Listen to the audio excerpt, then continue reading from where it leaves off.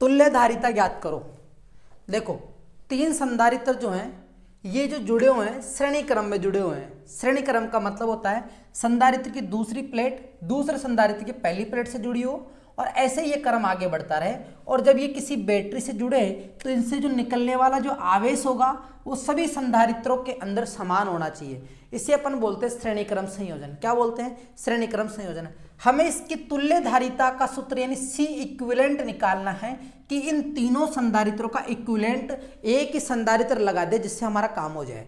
तो देखिए यहाँ पर V वोल्ट जो है वो बैटरी का है, ये V वोल्ट तीनों संधारित्रों पर अलग अलग डिवाइड हो गया V1 plus V2 plus V3। तो कुल विभव तो V बराबर हो जाएगा V1 plus V2 plus V3। ये हो गया, ठीक है। अब हम जानते हैं कि धारिता का जो सूत्र होता है चूंकि C बराबर होता है Q बटा B। Q बटा क्या होता है? V। तो V देखिए और इनकी सबकी धारिता भी क्या है? अलग। इसकी धारिता C1 है, इसकी धारिता C2 है, इसकी धारिता क्या है? C3 है। तो यहाँ से हम V का मान निकालेंगे क्योंकि हम टोटल यहाँ पे रखेंगे। ये तो हो गया इक्विवेलेंट का सूत्र, इक्विवेलेंट धारिता का सूत्र। यानी इन तीनों संधारित्रों की जगह हम क्या कर दें, एक ही संधारित्र लगा दें जिसकी धारिता इक्विवेलेंट होगी और वही बैटरी B से जुड़ी हुई रहे। तो C इक्विवेलेंट जो होगा वो तो Q बटा V के बराबर होगा। लेकिन C1 क्या होगा? C1 जो होगा वो होगा Q1 नहीं आएगा क्योंकि यहाँ पर सभी संधारित्रों में आवेश का मान समान होता है। सभी संधारित्र में आवेशों का मान समान होता है तो यहाँ पर Q आएगा Q बटा V1। और C2 क्या हो जाएगा? C2 हो जाएगा Q बटा V2। C3 क्या हो जाएगा? Q बटा V3। तीनों का मान लिख लिया। अब हम इस समीकरण 1 का प्रयोग करेंगे। हमें यहाँ पे V का मान पता होना चाहिए, V1 V2 और V3 का मान पता होना चाहिए।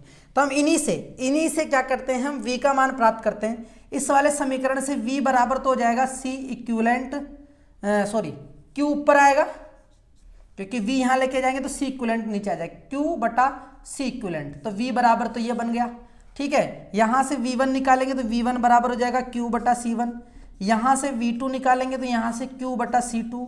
यहाँ से अपन V3 निकालेंगे तो ये हो जाएगा Q बटा C3, ठीक है। अब आप V1 V2 V3 और V सभी का मान समीकरण नंबर 1 में रखने पर समीकरण नंबर 1 से V की जगह क्या रखेंगे? Q बटा C इक्विवेलेंट, Q बटा C इक्विवेलेंट रख दिया बराबर। V1 की जगह क्या रखेंगे? Q बटा C1। V1 की जगह अपन रखेंगे Q बटा C1 प्लस V2 की जगह क्या रखेंगे अपन? Q बटा C2 प्लस V3 की जगह क्या रखेंगे? Q बटा C3 रख दिया। अब देखिए इन सब में Q कॉमन आ रहा है तो Q को कॉमन ले लेंगे, 1/C1 plus 1/C2 plus 1/C3 रख दिया। और इधर क्या लिखा हुआ? Q बटा C इक्विवेलेंट। देखिए अब आप ये ब्रैकेट के बाहर ये जो Q है अगर आप इसको इधर भेजोगे तो भाग में जाएगा तो इससे Q से Q कट जाएगा तो यहाँ पे बचेगा 1/C इक्विवेलेंट बराबर 1/C1 plus 1/C2 plus 1/C3। इस तरीके से जब संधारित्रों को श्रेणी क्रम में जोड़ा जाता है तो उनकी इक्विवेलेंट धारिता का जो मान आता है वो व्युत्क्रमानुपाती यानी सभी संधारित्रों के व्युत्क्रमानुपात के बराबर आता है, 1/C1 plus 1/C2 plus 1/C3। अगर आपको ऐसे याद नहीं है तो अगर आपको प्रतिरोधों का संयोजन याद हो तो देखिए प्रतिरोधों के संयोजन में क्या होता था, अगर श्रेणी क्रम में होता था तो टोटल प्रतिरोध जुड़ जाते हैं यानी R इक्विवेलेंट जो होता था R1 plus R2 plus R3 यानी सभी जुड़ जाते थे। और अगर समांतर क्रम में होते थे, कौन से क्रम में? समांतर क्रम में, तो समांतर क्रम में इनका व्युत्क्रमानुपाती होता था 1/R1 प्लस 1/R2। याद है आप लोगों को? जस्ट संधारित्र में इसका उल्टा होगा। अगर संधारित्र श्रेणी क्रम में जुड़े हुए हैं तो समांतर क्रम में ये व्युत्क्रमानुपाती आता है, वैसे यहाँ पर आएंगे। और अगर ये समांतर क्रम में जुड़े हुए रहते तो C1 plus C2 plus C3 हो जाता। अगर इससे संबंधित कोई न्यूमेरिकल पूछे, मान लीजिए यहाँ पर संधारित्र की धारिता दे रखी 1 फेरड, यहाँ पे दे रखी 2 फेरड, यहाँ दे रखी 3 फेरड और ये तीनों श्रेणी क्रम में जुड़े हुए हैं तो बताओ इक्विवेलेंट धारिता कितनी होगी?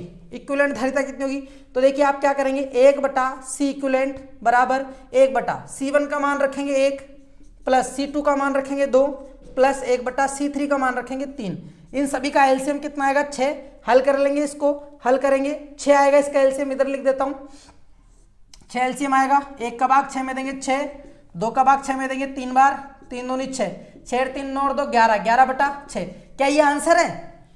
नहीं, ये तो 1/C इक्विवेलेंट है। हमें C इक्विवेलेंट चाहिए तो हम इसको उल्टा कर देंगे 6/11 फेरेड। इसका सही आंसर होगा, सही आंसर होगा। एक और इंपॉर्टेंट बात, अगर संधारित्र श्रेणी क्रम में जुड़े हुए हैं, अगर संधारित्र श्रेणी क्रम में जुड़े हुए हैं तो इनकी तुल्य धारिता का जो मान आएगा इन तीनों संधारित्रों के मान से कम आएगा। अगर आप 6 में 11 का भाग लगाएंगे तो पॉइंटों में मान आएगा, यानी 1 फेरेड से भी कम मान आएगा। अगर श्रेणी क्रम में जोड़ते हैं संधारित्रों को तो तुल्य धारिता का जो मान आता है वो इनमें से सबसे कम धारिता कितनी है? 1 फेरेड है ना। तो इसका जो आंसर आएगा वो 1 फेरेड से कम आएगा। क्या आएगा? 1 फेरेड से भी कम आएगा। ध्यान रख लेना, अगर ऑब्जेक्टिव टाइप का क्वेश्चन आए तो इस तरीके का आपको अप्रोच लगा के सही आंसर जल्दी से देना है। अगर दूसरी बात, अगर ये समांतर क्रम में जुड़े होते, क्या अगर ये समांतर क्रम में जुड़े होते तो क्या होता? जो तुल्य धारिता का जो मान आता वो सबसे अधिक धारिता वाले मान से भी ज्यादा आता, क्योंकि वहां पर जुड़ता है। समांतर क्रम में जब अपन तुल्य धारिता निकालते हैं तो क्या होता है? सभी जो संधारित्रों की धारिता होती है वो जुड़ जाती है, और जुड़ेगी तो मान सबसे ज्यादा आएगा, जुड़ेगी तो सबसे ज्यादा आएगा। ठीक है, ये समांतर क्रम के लिए, ये किसके लिए? समांतर क्रम के लिए। तो इस तरीके से आप श्रेणी क्रम और समांतर क्रम समझ गए होंगे, और एक बार आप इसका स्क्रीनशॉट ले लेना, अपनी कॉपी में लिख लेना। ऐसे ही और भी इंपॉर्टेंट प्रश्न जानने के लिए मेरे वीडियो को लाइक करें और अपने दोस्तों के साथ शेयर करें, और अगर सब्सक्राइब नहीं किया है तो इसे सब्सक्राइब जरूर कर लें। Thank you.